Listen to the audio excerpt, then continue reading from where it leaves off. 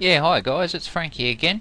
In this video I'm going to do a bit of an introduction into ScrapeBox and sort of the first look around the tool, because it's quite a powerful tool and it's got a lot of functionality, so it may be a bit overwhelming at first, but it's really not that hard. So we've downloaded ScrapeBox, we've unzipped it, and this is what we've got. You'll see that there's several folders inside. What these are all just sample files. You don't actually use these. They're just all plain text files.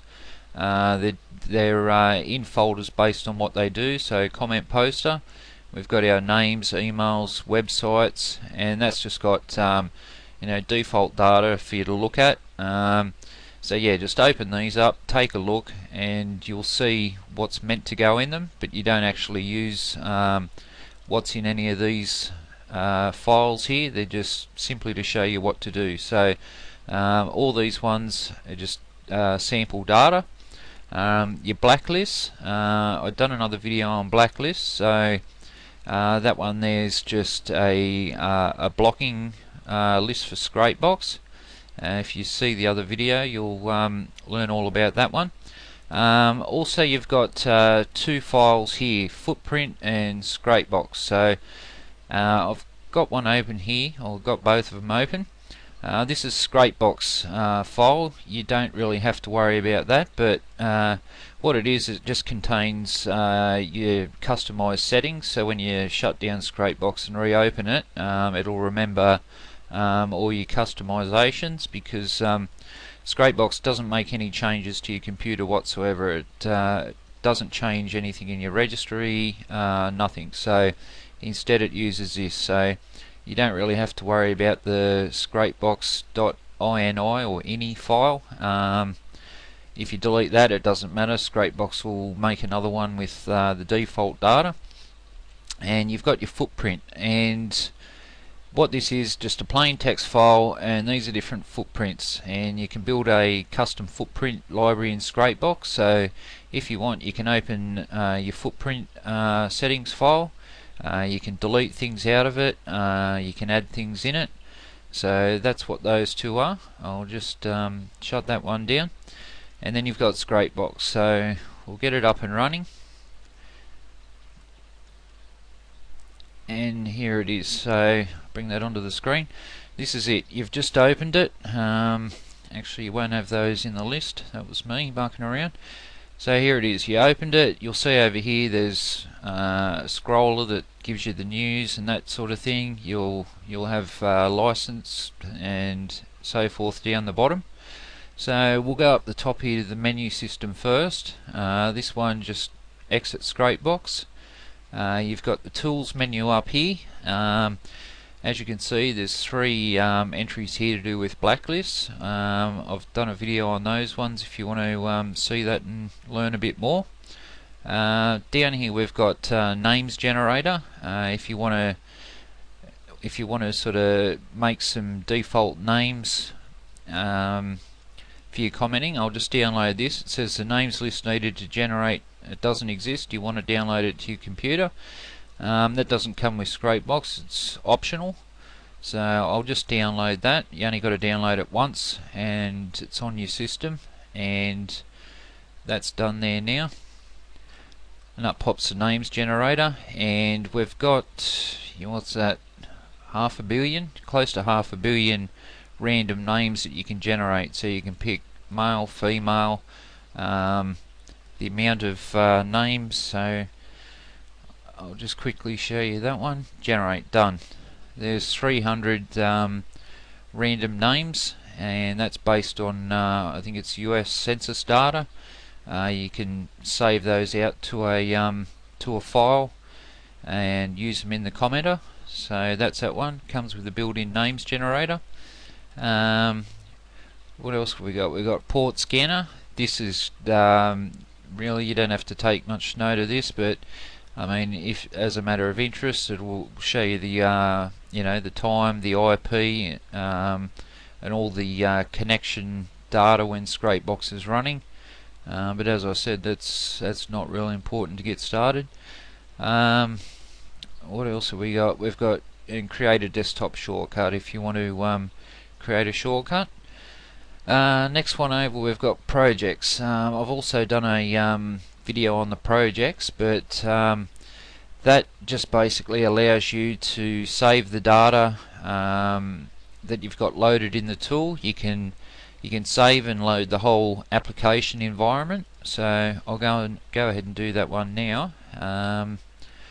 Projects, demo environment.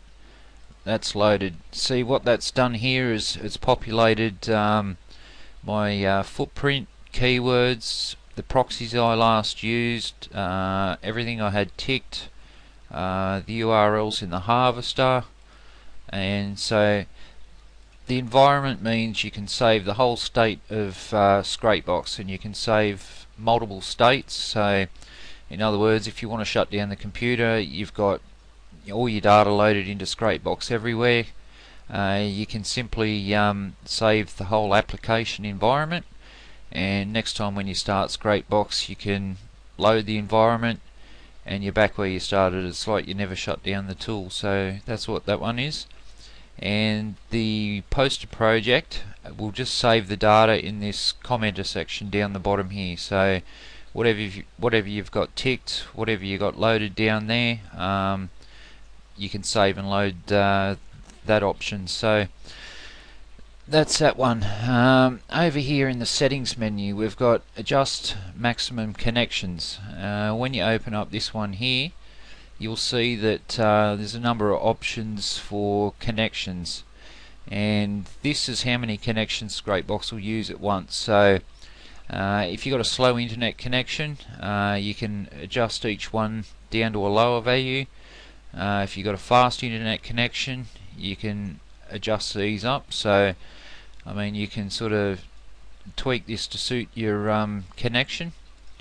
Same with the timeout setting. Your timeouts, how long ScrapeBox will wait when it's sort of loading each URL or performing a function. So I mean, if you find you're getting a lot of timeouts, you might have it set too low and you have to raise it. But they're your timeout and connection settings. It gives you sort of full control over your connection and how it performs. Next one down here, you got thorough comment mode. That's for the commenter, obviously. And with that one ticked, what that'll do, that's mainly designed if you're using free proxies that are sort of prone to not working temporarily. Thorough comment mode will attempt 3 comments on any URL if it encounters a failed proxy or a 404. So that just gives you sort of more chance of successfully commenting. Post only using slow poster. Again, that's another option related to the comment poster. There's 2 modes, fast and slow. Same with these ones here. You can skip the slow, start it automatically. I'll cover them in another video. You've got right to harvest a crash dump file and right to post a crash dump file.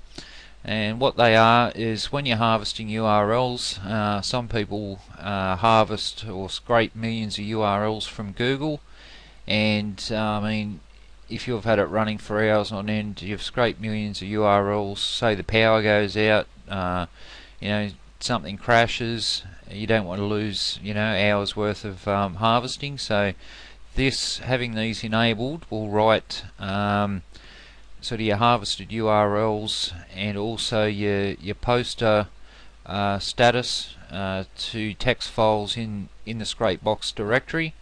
They'll be sort of in here, so that sort of just safeguards your data as you're going along. And RSS export settings. ScrapeBox can create RSS feeds, and this allows you to just set your own custom title for the page and that sort of thing.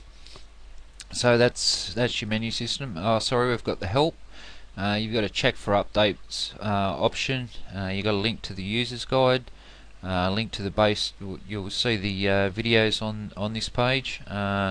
the basic comment poster usage tutorial, visit website and restart in debug mode. You know, if something goes wrong, the ScrapeBox team may ask you to use that one. So that's the menu system up the top there. And moving down here, we've got Harvester, and this here is your custom footprints. You can build your own custom footprint library. As you can see here, I've got a Google operator to harvest .edu links, education domains. That's what I've done there. So that is your footprint here that I was talking about. That gets saved, so if you got footprints that you want to use time and time again, say this one, you want to search for .edu domains a lot, you can just select them from the drop down instead of retyping them each time. Below that you'll see there's footprints down here. These are inbuilt footprints, and these are your blog platforms. You got Blog Engine, WordPress, and Movable Type. They're three different blog platforms that ScrapeBox can harvest and comment on. So you just tick one of those depending on what platform you want. And same when you're posting. If you harvest Movable Type, when you go to comment, you also select the same platform down here. You don't mix your URLs. You harvest one blog type and you comment to the same blog type. And you've got custom footprint. Now that will allow you to search for anything at all.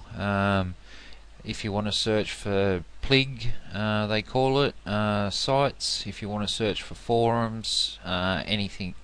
You know, if you want to, you can even do Google link command, link google.com, and if you want you can type something in there and that'll harvest the links from Google, you know, backlinks to Google I should say. So that's what the custom footprint is, anything you want. That's just like typing in the Google search box, and you can put keywords in here. You can also import a list of keywords to harvest URLs with, and you can also scrape different keywords. I've done a video on this one here before, but just quickly, this is a Google Suggest scraper, and basically you just type in your keyword there, hit scrape, and that's scraped related phrases and keywords from Google relating to that. And I mean, you can transfer them back, scrape again, and wind up with millions of keywords. So that's that one. You can also save your keyword lists out and clear your box. So that's your harvester controls for your footprints and keyword data.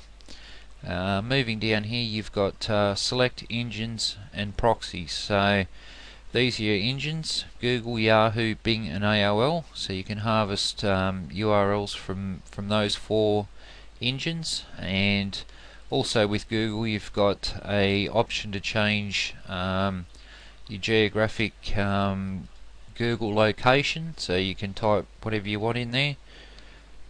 I'll put google.com.au for the Australian Google, and now I've selected that, I can harvest from google.com.au. You've got use proxies here. Of course you've got to have proxies in the box below. These are optional. They're good when harvesting from Google, because Google will block you if you go scraping too much data. So they're good for harvesting. Amount of results, this is the amount of URLs that you want to harvest. As you could see before, I've done site edu. I've just used the keyword blog. I chose 100, and here it is here. I got 100 .edu blogs. And you've also got a timeline search. This allows you to refine your searches to pages indexed within a certain time frame. I'll just bring up Google here. On Google you've got an advanced search setting over on the side here, and if you go into that you've got date, numeric range, date, how recent the page is. So you've got this is what ScrapeBox types, so harvest, sorry, I'll put in 24 hours. I'll type test just to show you what ScrapeBox is actually doing here, and here you go. Test, you'll see here 10 hours ago that page was cached, 41 minutes ago, 5 hours ago. So that option in ScrapeBox will allow you to harvest freshest results. So you know, if you don't want to be commenting on blog posts written 5 years ago, you can come in here and select your time frame. Same with Yahoo, same with Bing. Sorry, Bing hasn't got one, and same with AOL. When you've got time span enabled, it'll let you know on the tool here. So you can use that one to sort of further get more relevant results and fresher results. Down here you've got the proxy harvester, and just going through this quickly, what this does is harvest proxies from a number of public lists, public websites. There's there's 5 sources in there, and 4,000 or so proxies. They won't all be alive, but here's some old ones that I had in the tool. It allows you to test them, harvest them, remove duplicate proxies, save them out into lists and that sort of thing. I got my connection up too high there. Save proxies, you can transfer them back to the main application, so that'll transfer the one good one back here to ScrapeBox ready to use. I'll do another video on this proxy section as well, so that's basically it.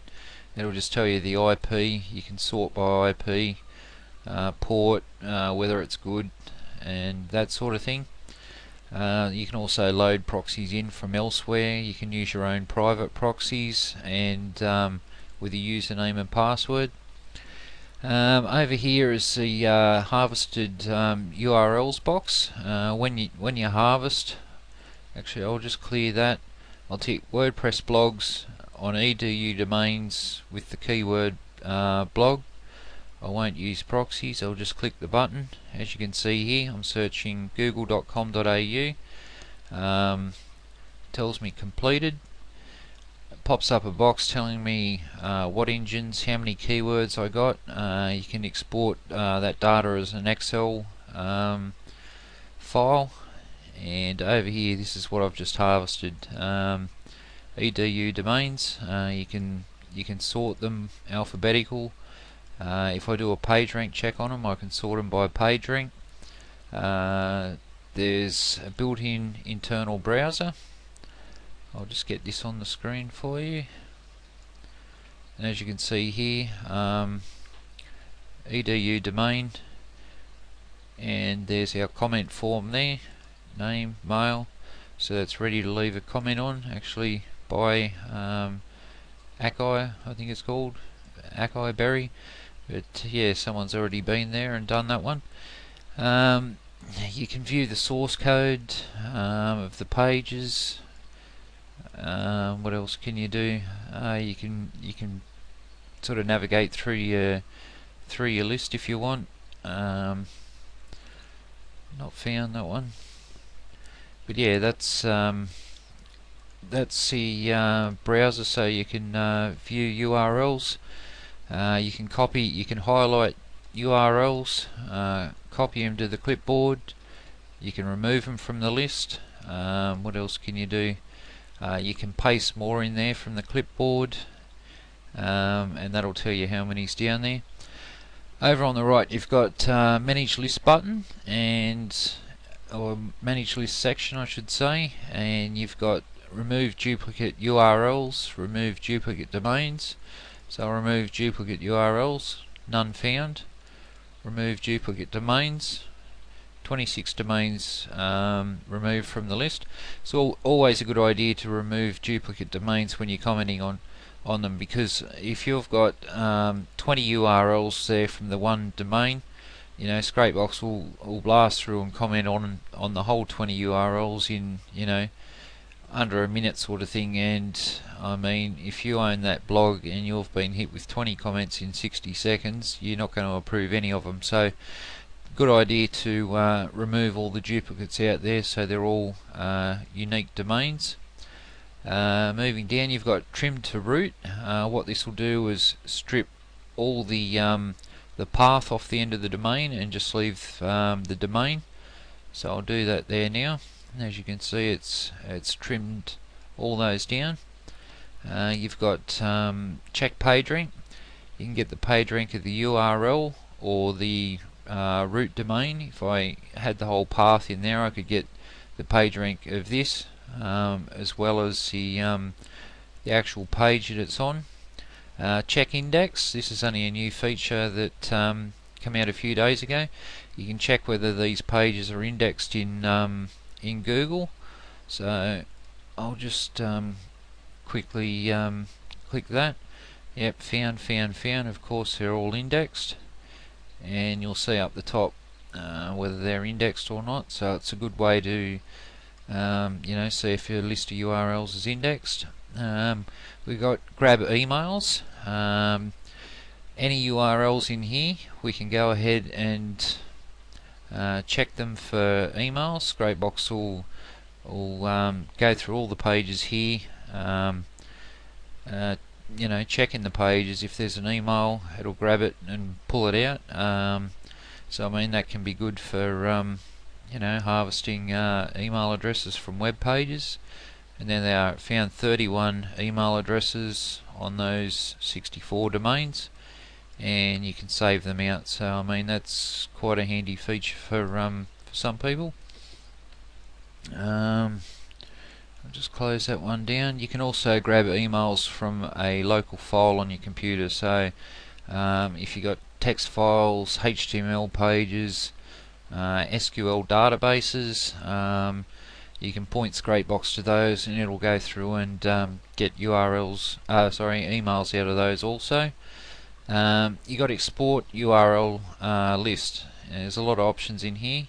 You can export these domains out as text, as a HTML page. So ScrapeBox will actually make a HTML pages with clickable links, sort of like a sitemap.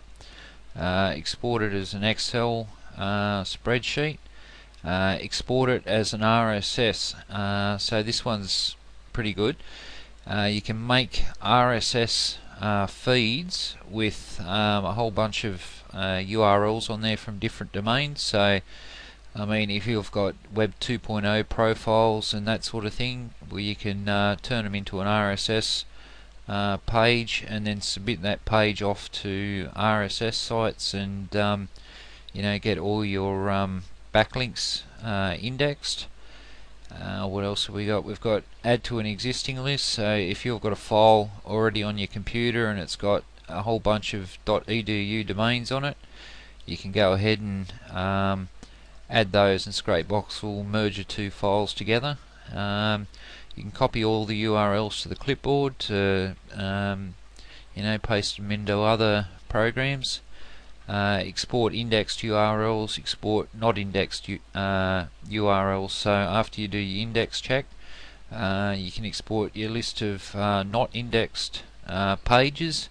Then you can turn around and make a sitemap out of them with ScrapeBox as a HTML, upload them to your website, point some links at them, and then all your pages that are not indexed you can get indexed.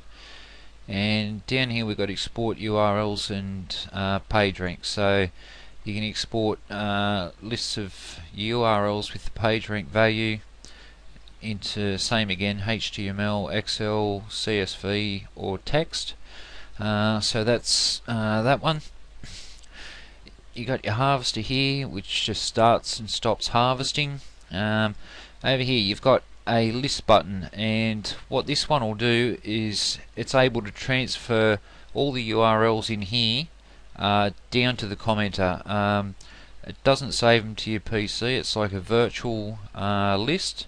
So if I transfer them to the commenter here, sorry, wrong button, open it up, and there they are. So all that does is saves you exporting them out as a text file and then coming and loading them back in, so you can just one click and send them there. You've got add URLs to existing, so if I already had URLs loaded in here and I've gone and harvested a few more, well, I could send that down here and add it to any that I've got in there. Transfer URLs to the websites list, and this one here is your websites. This is your domain, and so I mean you can do a site, yoursite.com, and I hope that's a working domain, but hang on, I'll just get rid of that. I'll just do a plain site, your site. So this should give me the 10 pages, first 10 pages on yoursite.com, and as you can see, we've got that. That one looks like a bad URL. I didn't show this before. You can remove it from the list. I'll remove that one for the list. So if we own this website and we want to get links to all those pages, we can transfer the URLs to the websites list. So if we transfer them down there, open them up, and there they are. If we start commenting, we'll get backlinks to all those pages. So that's just a quick way of doing it. You can harvest your your top 10 or 20 pages and transfer them down here, and they'll be used in your backlinks. And over here we've just got check for updates. No update available. I'm running the latest version. Moving down here, we've got comment poster, WordPress, movable type, and blogaging. As I mentioned before, when you harvest for a specific platform, you also select that option down here. So you harvest for, say, movable type. When you go to comment, you also put it on movable type. So that's your 3 blog platforms. It's also got a ping mode, and when you select that, you'll see that there's 2 input boxes there available. I'll go and load up the default files here. Sites to ping. Okay, there it is. That's your site. That's the sites to ping. So I'll ping all those domains with my site as the referrer. I'll do another video on that one. That's the amount of times to ping. Moving over here, we've got RSS. I've also done a video on that one, so if you want to learn about the RSS, take a look at that one. Trackbacks, and these are sort of like a ping between blogs, and you can get links by using the trackback feature. I'll do a video on that one also. You got check links, and this allows you to check a list of URLs for your backlink. So there's 2 input boxes there, your site and the list of sites to check. So that one will skim through the whole list and tell you if your links on any of the pages. Actually, I'll just open that one up and show you. That's it there, the link checker. Pretty basic. Start, and it'll go through this list of sites looking for your link. You can export out the links found, links not found. So I mean, you can check your links after comment runs. You can check to make sure link partners are still linking to your domain and that sort of thing. You got global pause, so that one there, anything that connects to the internet, if it's running, you can click that and pause it. Click it again to unpause it. Test comments. I'll just go and I'll load up a project. Here's a demo project. So we open up the test comments. and you'll see here, this is what your posted comment will look like on the blog. That's your name, email, website, and comment. So you can go through and click this, verify that everything looks good before commenting, because you don't want to go and comment to sort of 10,000 URLs and mess up before you start. So that can verify all that. What else we got down here? We've got start posting. So once you've loaded all your files like I have, tested your comments, I've got a video on that one. You got stop and abort. This one here, you can export valid entries, bad entries, add to existing list. You can create a comment report after you finish commenting, and it will tell you the website you got your link on, the anchor text used, and that sort of thing. And these are your inputs for your commenter. As I said, I've got a video on that one. And down the bottom here, a few people have asked about the incoming and outgoing traffic, that it sometimes moves while you're not doing anything. That's because it's reading the data from your network card. I asked the ScrapeBox team about that, and it's not the data going in and out of ScrapeBox itself. It's just simply showing you what your network card says. So, but I mean, it'll give you a fair idea of the data running when ScrapeBox going. Delay I didn't mention. The delay is used for harvesting, ping mode, page rank, and email grabber. So if you're harvesting from Google and you want to make it appear natural, that's a random function, and that'll fetch one page from Google in between 1 and 30 seconds, I think it is. So that'll make it seem more natural. So I mean, that's all the buttons and dials in ScrapeBox. So I've got other videos that I've done on specific features, but that's a basic rundown of everything. That's all your buttons and dials. But take a look at the other videos I've done on sort of dedicated parts of ScrapeBox, and yeah, just have a play around. If you've got a test site, a site you don't care about, well, when you first get ScrapeBox, use it on that. If you mess up, doesn't matter. There's not a great deal you can mess up on. Either it'll work or it won't work, but once you get the hang of it, it's not that hard. It may look daunting, but really it's not. So that's about it. So take a look at the other videos on whichever function you want, and all the best.